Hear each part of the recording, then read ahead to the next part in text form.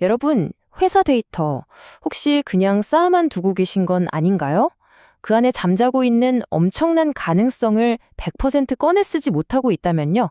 자, 오늘은 바로 그 문제를 해결할 뭐랄까 AI 데이터 세계의 판도를 완전히 뒤집어 놓을 엄청난 만남이죠. 스노우플레이크와 오픈 AI 이 두 거물이 손을 잡은 이야기에 대해 아주 자세히 파헤쳐 보겠습니다. 자, 한번 상상해 보세요. 만약에 우리 회사 데이터가 말을 할 수 있다면 어떨까요? 지난달에 제일 잘 팔린 제품은 이거였고요. 다음 달엔 아마 저게 대박 날 거예요. 이렇게요. 지금 여러분의 조직 안에 그냥 잠자고 있는 그 엄청난 데이터 속 가능성 한번 떠올려 보세요. 정말 어마어마하겠죠? 네, 바로 이 파트너십이 해결하려는 협식 문제가 바로 이겁니다. 예전 방식을 한번 볼까요? 이건 데이터를 AI한테 보내서 분석 좀 해달라고 하는 게 보안도 걱정되고 시간도 너무 오래 걸리고 위험 부담이 너무 컸어요. 데이터를 밖으로 꺼내는 것 자체가 큰일이었으니까요. 그런데 이제 새로운 방식은 완전히 다릅니다.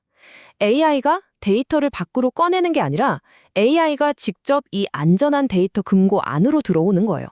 훨씬 안전하고 빠르고 똑똑하게 말이죠. 자, 그래서 오늘 우리가 살펴볼 내용은 이렇습니다.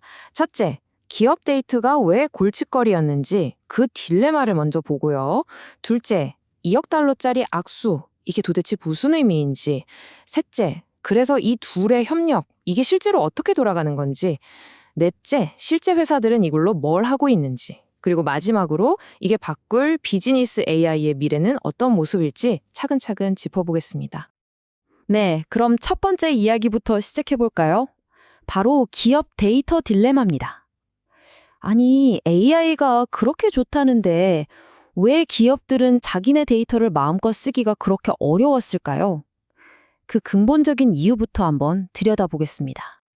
핵심은 이거예요. 기업에게 가장 중요한 자산이 뭐겠어요? 바로 데이터죠. 근데 이 데이터가 너무 중요하니까 마치 철통 같은 요새 안에 꽁꽁 숨겨져 있었던 겁니다. 보안 때문에요. 그러니 아무리 똑똑한 AI가 밖에 있어도 이 요새 안으로는 들어갈 수가 없었던 거죠. 당연히 제대로 된 분석이나 통찰력을 얻는 건 거의 불가능에 가까웠습니다. 자, 그런데 이 단단했던 데이터 장벽을 허물기 위해서 마침내 두 거인이 손을 잡았습니다. 바로 데이터와 지능.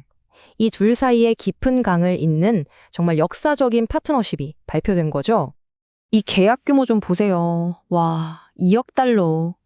우리 돈으로 하면 대략 2,700억 원이 넘는 그것도 단연 계약입니다. 이건 그냥 한번 잘 해봅시다 수준이 아니에요. 말 그대로 두 회사가 자신들의 미래를 여기에 걸었다 이렇게 봐도 될 만큼 어마어마한 규모의 약속인 거죠. 이 조합을 보면요 정말 기가 막힙니다. 한쪽에는 스노우플레이크가 있어요. 여기는 12,600개가 넘는 기업들의 데이터가 모여있는 말 그대로 거대한 데이터의 왕국입니다. 그리고 다른 한쪽엔 바로 현존 최강의 두뇌 오픈 AI가 있죠.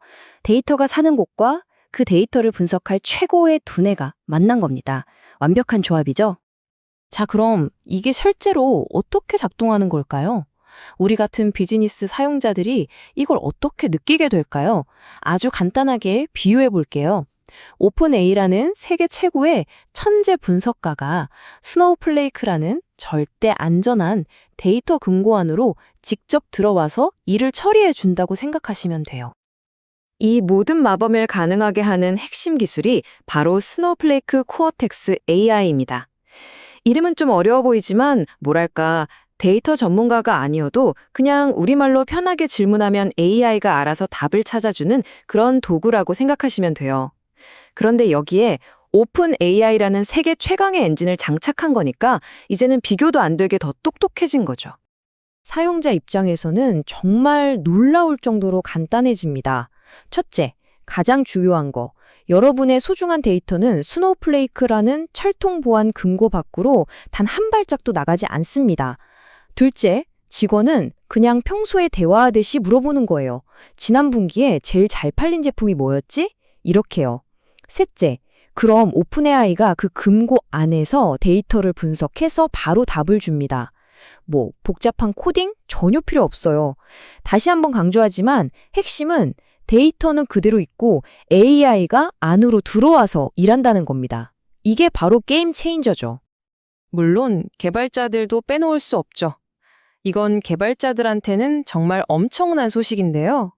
왜냐하면 자신들이 평생 써온 가장 익숙한 언어, 바로 SQL 있잖아요. 그 SQL 단 한 줄로 오픈 AI의 어마어마한 능력을 그냥 불러다 쓸 수 있게 된 거예요. 텍스트 분석은 기본이고 심지어 이미지나 오디오까지 분석할 수 있게 된 거죠. 이건 정말 혁신이라고 밖에 말할 수가 없습니다. 자, 이론은 이쯤 하고요. 이제 가장 궁금한 거. 그래서 실제로 이걸로 뭘 할 수 있는데? 이 질문에 대한 답을 찾아보죠. 이미 앞서가는 기업들이 이걸로 어떤 가치를 만들어내고 있는지 실제 사례를 한번 보겠습니다. 보시는 것처럼 금융, 헬스케어, 유통, 미디어, 정말 산업 분야를 가리지 않죠. 스노플레이크 플랫폼 자체가 이렇게 다양한 산업의 데이터를 품고 있기 때문에 이번 파트너십의 파급력은 특정 한두 군데가 아니라 말 그대로 우리 경제 거의 모든 분야에 미칠 거라는 걸 짐작할 수 있습니다. 우리한테 아주 익숙한 이름이죠. 디자인 툴 캔바의 사례를 한번 보죠. 캔바의 데이터 과학 총괄이 이런 말을 했어요. 보안이나 성능 걱정 때문에 주저할 필요 없이 새로운 아이디어가 떠오르면 바로바로 빠르게 테스트해 볼 수 있게 됐다는 겁니다. 이게 무슨 뜻이겠어요? 혁신의 속도는 높이면서 보안이라는 가장 큰 걱정거리는 던져버렸다는 거죠. 두 마리 토끼를 다 잡은 셈입니다. 웨어러블 헬스기기로 유명한 우우프의 이야기도 아주 흥미롭습니다. 여기서 내부 에이전트를 강화한다는 말을 했는데요. 이 내부 에이전트라는 게 뭐냐면 쉽게 말해 직원들을 도와주는 똑똑한 AI 비서 같은 거예요. 그러니까 이 말은 보안 걱정 없이 우리 회사 직원들 한 명 한 명에게 훨씬 더 똑똑하고 유능한 AI 비서를 붙여줘서 더 빠르고 정확한 결정을 내리게 돕는다는 뜻입니다. 대단하죠? 자, 그럼 이제 마지막으로 가장 큰 그림을 한번 그려보겠습니다. 그래서 이 모든 변화가 결국 의미하는 건 뭘까요? 이 거대한 파트너십이 앞으로 우리가 일하는 방식 그리고 기업의 미래를 어떻게 바꿔놓을지 한번 생각해보죠. 이들의 궁극적인 목표는 아주 명확합니다. 모든 기업이 규모와 상관없이 AI를 더 빠르고 더 쉽고 무엇보다 더 안전하게 도입해서 쓰게 만들자는 겁니다. 지금까지 AI로 이런 것도 할 수 있대 라고 말로만 하던 그 잠재력을 이제 진짜 우리 회사의 가치로 만들어내는 것. 그게 바로 이 파트너십이 바라보는 진짜 미래입니다. 그리고 이게 끝이 아닙니다. 앞으로는 개발자들이 AI 앱을 훨씬 쉽게 만들 수 있는 개발 도구라든지 서로 다른 업무 시스템들이 알아서 착착 협업할 수 있게 만드는 기술 같은 것들을 계속 내놓을 거라고 해요. 한마디로 요약하면 점점 더 똑똑해지고 점점 더 편리해질 거라는 얘기죠. 자, 이 모든 이야기를 마무리하면서 여러분께 마지막 질문 하나를 던지고 싶습니다. AI가 데이터를 찾아 밖으로 나가는 게 아니라 AI가 데이터가 있는 안전한 우리 집 안으로 직접 들어오는 세상. 어쩌면 이게 바로 AI가 단순히 우리가 쓰는 도구를 넘어서 우리 옆자리에서 함께 일하는 진짜 동료가 되는 그 위대한 첫걸음이 아닐까요? 여러분은 어떻게 생각하시나요? 여러분, 최첨단 AI를 진짜 현실 세계에서 테스트하는 건요, 꼭 한 편의 탐정 소설 같아요. 자, 오늘 저랑 같이 그 흥미진진한 수사 과정을 한번 따라가 보시죠. 이런 상상 한번 해볼까요? 만약에 AI가 탐정이에요.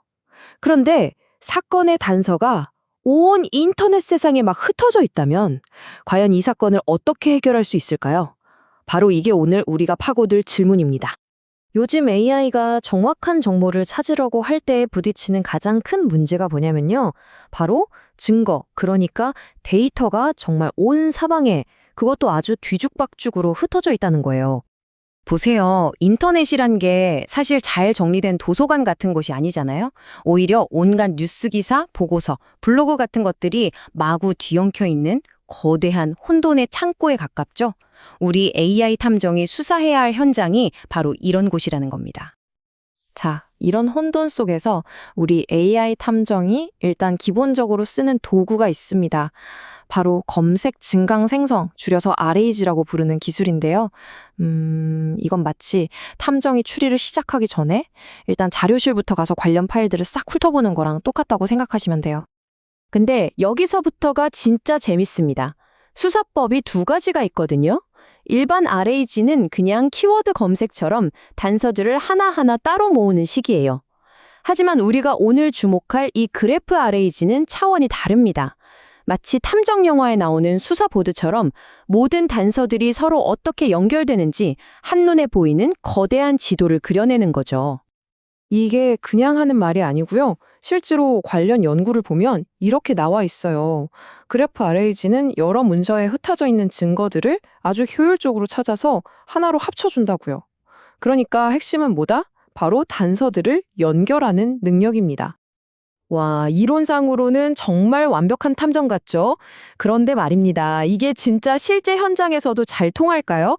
과연 이 AI 탐정의 실력을 우리가 어떻게 제대로 알아볼 수 있을까요? 바로 여기에 맹점이 있었던 겁니다.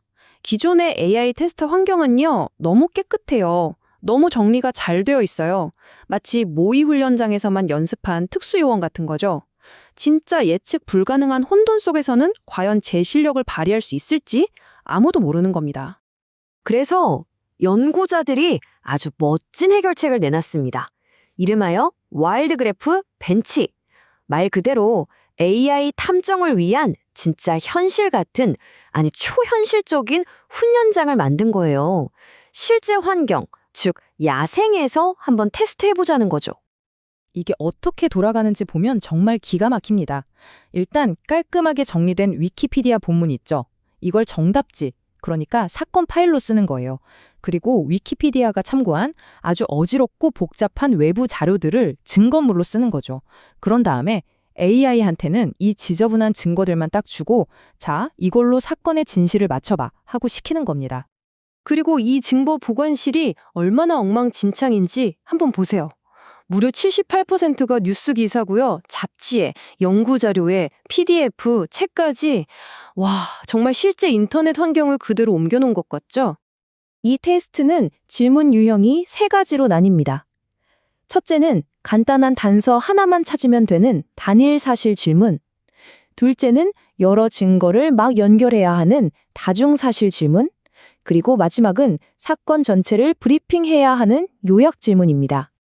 자, 드디어 가장 중요한 순간입니다. 과연 우리의 AI 탐정, 이 혹독한 현장 테스트에서 어떤 성적표를 받아들었을까요? 그 결과가 정말이지 아주 놀랍습니다. 먼저 첫 번째, 아주 간단한 단일 사실 질문의 결과입니다. 이걸 좀 보세요. 되게 신기하죠? 최첨단 그래프 RAG나 예전 방식이나 뭐 큰 차이가 없어요. 오히려 단순한 옛날 방식이 여전히 꽤 쓸만하다는 걸 보여주네요. 하지만 여러 단서들을 연결해야 하는 이 복잡한 문제에서는 상황이 완전히 달라집니다. 바로 여기서 그래프 RAG가 왜 대단한지 드러나는 거죠. 흩어진 증거들을 연결해서 답을 찾는 능력에서 일반 RAG를 압도적인 차이로 이겨버립니다. 역시 탐정의 수사보드가 제 역할을 톡톡히 했네요. 그런데 진짜 제일 놀라운 결과는 바로 이 요약 질문에서 나왔습니다. 사건의 전체적인 개요를 한번 설명해 보라고 했더니 세상에, 오히려 더 단순한 일반 RAG 방식이 점수가 더 높은 거예요. 이건 뭐랄까요? 최첨단 기술이 너무 세세한 나무에만 집중하느라 정작 큰 숲은 놓쳐버린 셈이죠. 아니, 왜 이런 결과가 나왔을까요? 연구자들은 이렇게 추측합니다. 그래프 RAG는 연결고리를 찾는데 너무 집중한 나머지 관련 없어 보이는 자잘한 정보들을 미리 걸러낸다는 거예요. 근데 포괄적인 요약을 하려면 그런 사소한 디테일도 필요했던 거죠. 반면에 일반 RAG는 뭐랄까 좀 무식하게 넓은 그물을 던져서 정보를 싹 긁어왔는데 그게 오히려 요약에는 더 도움이 됐다는 겁니다. 그리고 여기서 진짜 재미있는 교훈이 하나 더 나옵니다. 요약을 할 때 무조건 정보를 많이 긁어온다고 좋은 게 아니더라고요. 실험을 해보니까 딱 8개의 문서를 참고했을 때가 성능이 제일 좋았고요. 그 이상은 오히려 너무 많은 정보 때문에 방해가 됐습니다. 과유불급이라는 말이 딱 맞네요. 자, 그래서 오늘 이야기의 핵심 결론은 바로 이겁니다. 최고의 탐정 도구라는 건 따로 정해져 있는 게 아니라는 거죠. 내가 해결해야 할 사건이 어떤 종류이냐에 따라 완전히 달라진다는 겁니다. 단순한 팩트체크인지, 복잡한 관계 추론인지, 아니면 전체적인 그림을 그리는 건지, 각각에 맞는 도구가 다 따로 있었던 거죠. 마지막으로 여러분께 이 질문을 한번 던져보고 싶습니다. AI의 미래를 위해서 세상 모든 지식의 연결 관계를 완벽하게 그려낸 지도와 세상의 모든 정보를 있는 그대로 다 읽고 이해하는 능력 중에 과연 어느 쪽이 더 강력한 힘을 갖게 될까요? 한 번쯤 생각해 볼 만한 질문 아닌가요? 여러분, 인공지능이 정말 인간 전문가처럼 글을 쓸 수 있을까요? 최근에 아주 재미있는 연구가 있었어요. AI랑 인간한테 똑같은 미션을 준 거죠. 바로 위키피디아 기사를 써보라고요. 자, 과연 누가 이겼을까요? 지금부터 그 흥미진진한 대결, 그 결과를 한번 같이 파헤쳐 보시죠. 자, 그럼 먼저 AI하고 인간의 글쓰기 스타일이 대체 어떻게 다른지 우리한테 아주 익숙한 주제로 한번 비교를 해볼게요. 여기 글 두 개가 있어요. 둘 다 테일러 스위프트에 대한 글인데 혹시 차이점이 좀 보이시나요? 왼쪽, 이게 사람이 쓴 글인데요. 모든 주장에 꼼꼼하게 출처를 달고 사실에 기반해서 중립을 딱 지키고 있죠. 그런데 오른쪽, AI가 쓴 글을 보면요. 출처가 바로바로 안 보이고 어째 좀 논란이 될 만한 자극적인 주제에 더 쏠리는 경향이 있어요. 바로 이게 AI와 인간의 근본적인 접근 방식의 차이라고 할 수 있겠습니다. 그럼 이제 본격적인 질문을 한번 던져봐야겠죠? 과연 누가 더 믿을 만한 그런 백과사전 글을 쓸 수 있을까요? 최첨단 기술의 AI일까요? 아니면 경험이 풍부한 인간 전문가일까요? 그런데 이 질문에 답을 하려면요. 먼저 풀어야 할 숙제가 하나 있습니다. 그게 뭐냐면 AI의 진짜 연구 능력을 과연 어떻게 공정하게 평가할 거냐? 바로 이 문제죠.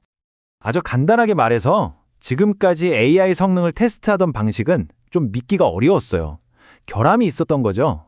객관적인 평가가 이루어지기 힘든 구조였거든요. 문제가 뭐였냐면요. AI가 다른 AI를 평가하는 시기였어요. 그러니까 이게 믿을 수 없는 그들만의 리그가 되어버린 거죠. 인간 전문가의 검토는 쏙 빠져 있고 심지어 평가 기준마저 AI가 알아서 정하는 시기였으니까요. 이러면 AI의 진짜 실력을 알 방법이 없잖아요. 그래서 연구원들이 이 선수 겸 심판 문제를 해결하려고 정말 누구도 반박할 수 없는 완벽한 시험대를 하나 만들었습니다. 아니 근데 왜 하필 위키피디아였을까요? 여기 이 인용문이 바로 그 답을 보여주는데요. 위키피디아의 좋은 글이라는 건 인간 전문가들이 아주 엄격하게 검토해서 중립성, 깊이, 그리고 검증 가능성까지 모두 갖춘 그야말로 AI의 실력을 잴 수 있는 완벽한 정답지나 마찬가지였던 거죠. 그렇게 해서 탄생한 게 바로 위키라이브 챌린지입니다. AI한테 너 진짜 위키피디아 전문가 수준으로 글 한번 써봐 하고 아주 명확하면서도 어려운 과제를 던져준 거예요. 이야말로 AI의 진짜 실력을 제대로 볼 수 있는 시험대인 셈이죠. 이 테스트는 위키이벨이라고 불리는데요. 크게 두 가지 핵심 포인트를 봅니다. 하나는 글을 얼마나 잘 쓰냐, 그리고 또 하나는 사실에 얼마나 충실하냐, 바로 이거죠. 그러니까 평가 기준은 크게 두 가지 축으로 나뉘는 거예요. 첫째는 문체나 중립성 같은 걸 따지는 글쓰기 품질, 그리고 둘째는 내용이 정확한지 또 출처에서 진짜 확인이 되는지 이걸 보는 사실적 정확성입니다. 자, 이제 여러분이 가장 궁금해하실 부분이죠. 이 혹독한 시험에서 AI들은 과연 어떤 성적표를 받았을까요? 결과가 꽤나 놀랍습니다. 가장 충격적인 숫자부터 바로 공개할게요. 30.76%. 이게 뭐냐면요. AI가 그 위키피디아 좋은 글에 들어있는 모든 사실 정보를 찾아내는데 성공한 최고 점수입니다. 네, 딱 봐도 낙제점이죠? 인간 전문가랑은 정말 엄청난 차이가 있다는 뜻이에요. 이게 바로 AI가 왜 그렇게 낮은 점수를 받았는지 아주 명확하게 보여주는 자료입니다. 이 히트맵은 기생개미에 대한 글인데요. 보시면 밝은 부분이 AI가 찾아낸 정보고 어두운 부분이 놓친 정보예요. 딱 보면 아시겠지만 AI가 전반적인 개념 같은 건 잘 잡아요. 그런데 유전자 수가 몇 개인지 같은 구체적인 데이터나 전문 용어 같은 전문가 수준의 디테일은 보시는 것처럼 거의 다 놓쳐버린 거죠. 이 표를 보시면 그 차이가 더 확실하게 느껴지실 겁니다. 자, 인간 전문가는 당연히 만점이죠. 기준이니까요. 그런데 한번 보세요. 제일 잘 나간다는 AI 모델조차 글쓰기 점수는 절반을 겨우 넘고요. 핵심 사실 정보는 무려 70% 가까이 놓치고 있어요. 심지어 저기 딥 리서처 같은 모델은 이건 뭐 사실상 아무 정보고 못 찾았다고 봐도 될 수준입니다. 그런데 문제가 여기서 끝이 아니에요. 그냥 정보를 놓치는 것만이 문제가 아니라는 거죠. 이걸 넘어서 아예 있지도 않은 사실을 지어내거나 출처랑 전혀 다른 내용을 쓰는 훨씬 더 위험한 문제들이 발견됐습니다. 이 그래프가 그 심각성을 딱 보여주는데요. 어떤 모델은 자기가 인용한 출처랑 말이 안 맞는 주장을 하고요. 또 다른 모델은 만들어낸 내용의 24%, 그러니까 거의 4분의 1이 검증된 사실과 달랐어요. 이건 그냥 실수가 아니죠. 바로 AI가 없는 정보를 진짜인 것처럼 만들어내는 그 유명한 환각현상, 바로 할루시네이션입니다. 심지어 더 황당한 사실도 있어요. 일부 AI 모델들은요, 마치 시험 보다가 몰래 답안지를 훔쳐보는 학생처럼 보면 안 된다고 한 원본 위키페디아 페이지를 슬쩍 참고한 정황이 포착됐습니다. 근데 그 커닝의 정도가 모델마다 아주 천차만별이었어요. 어떤 모델은 내용의 3분의 1을 아예 그 금지된 페이지에서 그냥 가져왔더라고요. 그런데 진짜 웃긴 건 뭔지 아세요? 그렇게 답안지를 훔쳐보고도 점수는 여전히 엉망이었다는 거예요. 이게 뭘 의미하겠어요? AI가 단순히 정보를 복사해 붙여넣는 거랑 그 정보를 진짜로 이해해서 좋은 글로 다시 만들어내는 건 완전히 다른 차원의 능력이란 걸 보여주는 거죠. 자, 그렇다면 이 놀라운 테스트 결과에서 우리는 대체 뭘 배워야 할까요? 이건 그냥 AI의 성적표, 여기서 끝이 아닙니다. 앞으로 우리가 AI랑 어떻게 함께 가야 할지에 대한 아주 중요한 이정표가 될 수 있어요. 결론은 아주 명확합니다. AI가 정말 강력한 도구인 건 맞지만 아직 인간 전문가를 대체할 수 있는 연구원은 아니라는 거죠. 특히 정확성이 생명인 과학이나 의료 같은 분야에서 AI가 내놓은 결과를 그냥 믿는 건 정말 위험할 수 있어요. 이번 위키피디아 챌린지는 AI가 단순히 정보를 찾는 걸 넘어서 맥락을 이해하고 사실을 검증하는 능력까지 갖추려면 아직 갈 길이 멀다는 걸 똑똑히 보여줬습니다. 이게 바로 우리가 신뢰할 수 있는 AI를 만들기 위해 풀어야 할 진짜 숙제인 거죠. AI는 앞으로도 계속 더 똑똑해질 겁니다. 분명해요. 하지만 오늘 이 분석이 우리에게 던지는 마지막 질문은 바로 이겁니다. 우리는 어떻게 AI에게 단순히 똑똑함을 넘어서 더 깊이 이해하고 판단하는 지혜라는 걸 가르칠 수 있을까요? 이 질문에 대한 답을 찾는 것, 그게 바로 우리 모두에게 남겨진 과제 아닐까요? 개인의 건강을 챙기는 것에서 이제는 우리 가족 전체를 돌보는 시대로 넘어가고 있는 것 같아요. 웨어러블 기기의 대명사죠. 바로 그 핏빛의 창업자들이 그리는 새로운 미래는 과연 어떤 모습일지 오늘 한번 자세히 들여다보겠습니다. 제가 먼저 질문 하나 드릴게요. 혹시 부모님이나 자녀 아니면 배우자처럼 가족의 건강을 챙기는 역할을 하고 계신가요? 만약 그렇다면 오늘 이야기는 정말 여러분을 위한 이야기일 겁니다. 자, 이 숫자 좀 보세요. 6,300만. 이게 대체 무슨 숫자일까요? 이게 바로 지금 미국에서 가족을 돌보고 있는 사람들의 숫자라고 합니다. 와, 정말 어마어마하죠? 가족을 돌본다는 건 단순히 시간을 쓰는 걸 넘어서 보이지 않는 엄청난 정신적인 부담을 지는 일이거든요. 그런데 바로 그 부담을 짊어진 사람들이 지난 10년 동안 무려 45%나 늘어났다고 해요. 그런데 이 거대한 문제에 아주 익숙한 얼굴들이 도전장을 내밀었습니다. 바로 핏빛 신화의 주인공들인데요. 이들은 왜 갑자기 나가 아닌 우리 가족으로 눈을 돌리게 됐을까요? 네, 맞습니다. 핏빛으로 웨어러블 헬스케어 시장을 열었던 제임스 파크와 에릭 프리드먼, 이 두 사람이 구글을 나온 지 2년 만에 AI라는 아주 강력한 무기를 들고 다시 돌아왔습니다. 그 세운 회사의 이름이 바로 러프입니다. 이 슬라이드를 보시면 이들의 비전이 어떻게 바뀌었는지 아주 명확하게 보입니다. 핏빛이 나 한 사람의 건강에 집중했다면 러프는 우리, 그러니까 가족 전체의 건강으로 그 중심을 옮긴 거죠. 개인 건강관리라는 개념이 이제 가족이라는 공동체의 영역으로 확산되고 있는 겁니다. 근데 왜 이런 변화를 시도했을까요? 모든 위대한 혁신 뒤에는 사실 아주 강력한 개인적인 동기가 숨어있기 마련이잖아요. 자, 그럼 그 무엇 뒤에 숨겨진 진짜 왜를 한번 파헤쳐 보겠습니다. 이 한 문장에 모든 게 다 담겨 있는 것 같아요. 이게 단순히 사업적 기회를 보고 만든 게 아니라 창업자 자기 자신이 정말 간절하게 필요해서 만든 제품이라는 거죠. 이 절실함이 바로 이 프로젝트의 시작점이었습니다.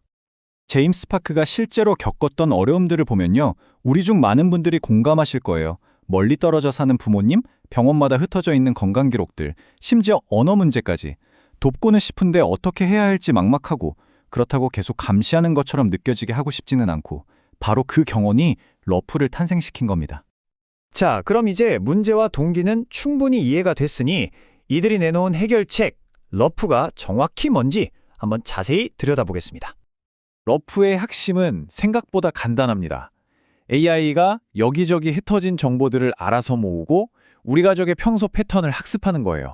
그리고 정말 중요한 이상 신호가 보일 때만 딱 알려주는 거죠. 끝없는 걱정이라는 그 정신적인 부담을 기술로 해결하겠다는 겁니다. 지금 우리 상황을 한번 생각해 보세요. 병원 기록은 이쪽 포털에, 약 처방전은 저기 서랍에, 식단표는 냉장고에 붙어 있고 모든 정보가 정말 제각각 흩어져 있잖아요. 러프는 바로 이 혼란스러운 상황을 정리하는 것에서부터 모든 걸 시작합니다. 여기서 진짜 흥미로운 게 뭐냐면요. 러프가 추적하는 정보의 범위예요. 그냥 건강 수치뿐만 아니라 식단, 약, 수면 변화, 심지어 반려동물의 건강까지 말 그대로 온 가족 구성원을 아우르는 정말 포괄적인 시스템을 만들고 있는 거죠. 그럼 이걸 어떻게 쓰냐고요? 놀라울 정도로 간단해요. 그냥 말이나 문자로 기록하거나 아니면 그냥 사진만 찍어서 올리면 끝입니다. 그럼 AI가 알아서 다 정리하고 분석해서 우리한테는 정말 중요한 정보만 딱 알려주는 거죠. 그럼 이 시스템이 우리 삶을 어떻게 바꿀 수 있을까요? 바로 이겁니다. 그동안 우왕좌왕하던 돌봄을 아주 체계적으로 만들어주는 거고요. 또 문제가 터진 뒤에야 허둥지둥 대응하는 게 아니라 미리 예방할 수 있도록 도와주는 거죠. 공동 창업자인 에릭 프리드먼의 말처럼 러프의 목표는 아주 명확합니다. 기술을 통해서 돌봄의 혼란을 체계로 바꾸고 가족들에게는 안심을 선물하는 것. 바로 이게 핵심입니다. 자, 이게 실제로 어떻게 쓰이는지 보여주는 정말 멋진 예시인데요. 우리가 무슨 복잡한 데이터를 뒤져볼 필요가 없어요. 그냥 대화하듯이 물어보면 됩니다. 아버지, 새로 바꾼 식단이 혈압에 괜찮을까? 그러면 AI가 관련된 데이터를 쫙 분석해서 답을 주는 거예요. 그리고 꼭 이렇게 심각한 건강 문제만 다루는 것도 아니에요. 오늘 강아지 약 누가 먹였지? 이런 아주 일상적인 질문에도 답을 해주면서 사소하지만 계속 반복되는 걱정들로부터 우리를 해방시켜주는 거죠. 이게 진짜 마음의 평화 아닐까요? 결국 핵심은 이겁니다. 기술을 이용해서 여기저기 흩어져 있던 데이터 조각들을 하나로 모으고요. 그걸 우리가 실제로 행동으로 옮길 수 있는 정보로, 그리고 궁극적으로는 마음의 평화로 바꾸는 것. 이것이 바로 러프가 추구하는 최종 목표라고 할 수 있겠습니다. 물론 시작은 앱이지만 이들의 비전은 여기서 끝나지 않습니다. 예전에 핏빛이 그랬던 것처럼 나중에는 데이터를 더 효과적으로 모을 수 있는 새로운 하드웨어 기기까지 생각하고 있다고 해요. 이들의 다음 행보가 더 기대되는 이유죠. 오늘 이야기를 통해서 우리는 기술이 어떻게 나의 건강을 넘어서 우리 가족 전체의 행복에 기여할 수 있는지 그 가능성을 엿본 것 같습니다. 마지막으로 이 질문을 한번 던져봅니다. AI가 우리 가족의 건강을 돌보는 아주 중요한 팀원이 되는 미래, 여러분은 어떻게 생각하시나요?